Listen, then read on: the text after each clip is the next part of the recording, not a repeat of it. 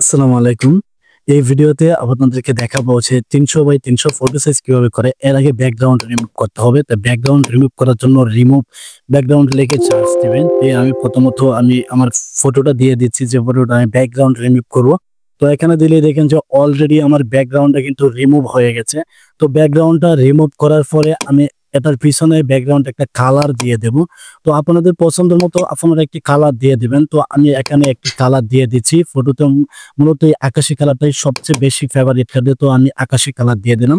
এটা দেওয়ার পরে আমি ডাউনলোডে ক্লিক করলেই কিন্তু এটা ডাউনলোড হয়ে যাবে। তো আমার ফটো কিন্তু ব্যাকগ্রাউন্ড কিন্তু আমি রিমুভ করেছি খুব সহজে। তো এটা আমি একটু ফাইল করে নিব আমার বোঝার সুবিধার্থে, যাতে পরবর্তীতে আমি এটা খুঁজে পাই খুব সহজে। সেই জন্য আমি একটা এক্সট্রা ফাইলে রেখে দিলাম আমার এই ফটোটা।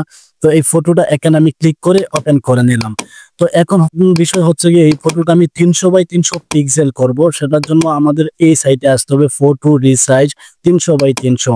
এখানে এসে ক্লিক করার পরে এখানে দেখেন যে ক্লোজ ফাইল লেখা আছে। এখানে আগে কেবিটা দিয়ে দেবো, ১০০ কেবির নিচে হতে হবে।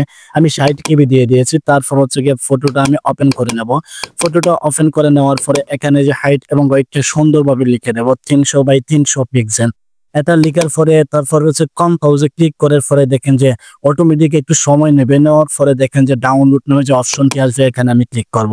এখন আমার ফটোটা কিন্তু ডাউনলোড হয়ে গেছে। এটা ৩০০ বাই ৩০০ পিক্সেল এবং ১০০ কেবির নিচে রয়েছে। ঠিক সেম ভাবে আমি কিন্তু সিগনেচার এভাবে করতে পারবো খুব সহজেই। তো এই ফটোটাও আমি আমার বোঝার সুবিধার্থে আমি এক্সট্রা একটি ফাইলে রেখে দেবো, যাতে পরবর্তীতে আমি আবেদন করার সময় কোনো কিছু সহজভাবে যেন আমি পেয়ে যাই। তো এখানে আমি ফটোটা রেখে দিলাম। এখন আমি আপনাদেরকে দেখাবো যে ৩০০ বাই ৮০ যে সিগনেচারটা কিভাবে আপনারা সাইজ করবেন এবং ৬০ কেবির নিচে। তো প্রথমত আমরা যে কাজটি করতে হবে, আবার এইখানে চলে আসতে হবে। এই সাইডে এসে আমি সাইজটি দিয়ে দেব, আমি ৩০ কেবি দিয়ে দিয়েছি। তারপর আবার আমি যে সিগনেচারটা আগে থেকে সিলেক্ট করে রেখেছিলাম, এই সিগনেচারটা এখানে দিয়ে দিয়েছি। তারপর আবার ওয়েটে লিখে নেব ৩০০ এবং হাইট লিখে নেব ৮০। লেখার পরে আবার কম্পোজে ক্লিক করার পরে দেখেন যে একটু সময় নেবে। এখন ডাউনলোড নামে যে অপশনটা এসেছে, এখন কিন্তু এটা অটোমেটিক ডাউনলোড হয়ে গেছে।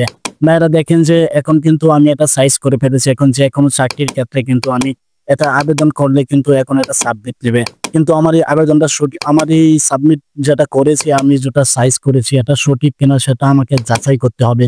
সেটা যাচাই করার জন্য কিন্তু আমাদের একটি অপশন থেকে যায়, সেখানে কিন্তু আমরা এটা যাচাই করতে পারি। এখানে যদি আমরা লিখে দিতে ৩০০ বাই ৩০০ পিক্সেল লিখে যদি আমরা টেলিটুক লিখে চার্জ দিই, তাহলে কিন্তু একটা সাইট আসবে। এখানে কিন্তু আপনি দেখতে পারবেন এক্সাম্পল হিসেবে যে আপনার সাইজ ঠিক আছে কিনা, কেবি ঠিক আছে কিনা।